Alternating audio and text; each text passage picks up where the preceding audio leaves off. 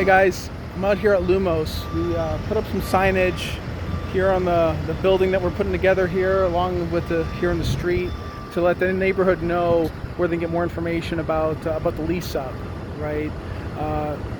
Part of the reason is we got the Cleveland Clinic literally right behind me, right over here. It's probably 100 feet away for the main campus, and we're building a few other assets here locally, and a strong lease up will show that this area is still very viable. There's also some more building taking place on the other side of this asset as well. Now, I know it's viable. That's why we're building the project. However, the banks tend to be very, very conservative when they're putting these types of deals together. Now, the more information you can give the bank about the strength of the area, the better it pans out for you in terms of loan proceeds, interest rates, among other things too, right? So these are things that I learned from mentors. Now, I spent a lot of time in corporate America, and in that time, I realized that you can do things one of two ways: the easy way or the hard way. And the hard way is through trial and error.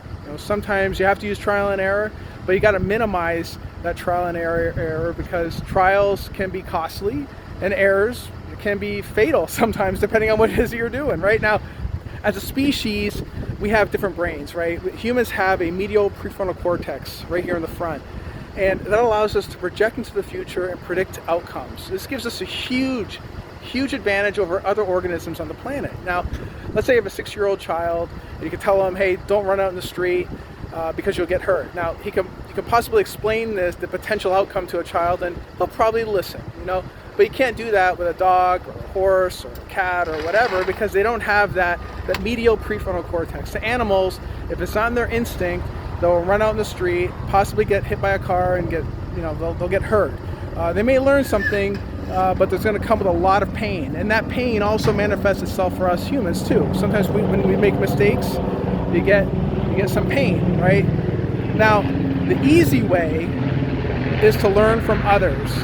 That's why I love talking to mentors. I love reading books. Now, Warren Buffett says you can learn through mistakes, but there's no rule that says they have to be your mistakes. Now, I listen to a lot of books, about a book a week, and when I read about Rockefeller's mistakes, for instance, it saved me time because I was able to learn what he did right, but also what he got wrong. And by reading and listening to great biographies from the best business minds, could save you years from your life, and also maximize what you can accomplish while you're here on this planet. It's almost like a life accelerator.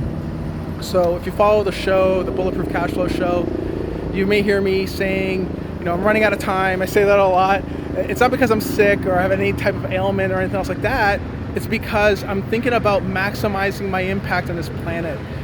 If you think about what type of life you're living today as a finite being, you have to consider that, how long you're in your prime for. Now, and what I mean by that is, like, if you're 100 years old, you're not at your prime, nor if you're 3 years old either, right? So you have a narrow window to figure out a lot of stuff, and you want to make as much money and as much impact as you can in your prime years to support you down the road. So if you make one mistake, it can set you back a decade or longer, depending on how fatal that mistake is. And we don't have enough decades to really waste. It's not like we can live to 400 years and it's like I just wasted my 30s, just blew up my whole 30s. Well, I'll cover it when I'm at, between 150 and 160 years old, I'll catch up. You can't really do that. If you waste 10 years of your life today, that could be a fourth of your prime years. So if you think about it, you could download the wisdom and mistakes of somebody alive or dead from a book that took them 50 years to figure out. You can listen to it in 6 hours, and you can listen to it and put it directly into your brain. Now, how powerful is that? Now, if you're an investor, you know that there's no greater return on investment than being able to download that knowledge and experience in that 6-hour time frame. Now, I listen to all my books on audio, obviously. It's how you listen to things.